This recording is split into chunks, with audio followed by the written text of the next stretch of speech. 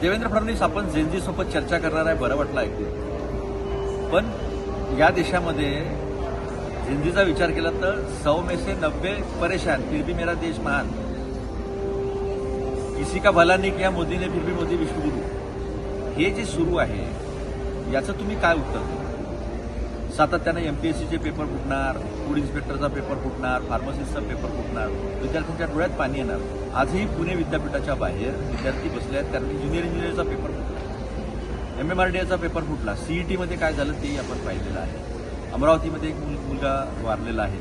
आदिवासी विद्यार्थी सगळे जे आहेत ते आंदोलनामध्ये आहेत पूर्ण महाराष्ट्रामध्ये. आश्रमशाळेमध्ये मुली सेफ नाही. मुलगी येऊन सांगते की प्रेग्नन्सी टेस्ट करतात, त्रास देतात. कशा पद्धतीने त्रास देतात तर तुम्ही बोलना, मैं अगर कह दूंगी राहुल जी तो आप सुन नहीं पाओगे, इतना हमारे साथ अत्याचार होता है. अशा पद्धतीच्या प्रतिक्रियेची तुम्ही उत्तर काय देणार आहात?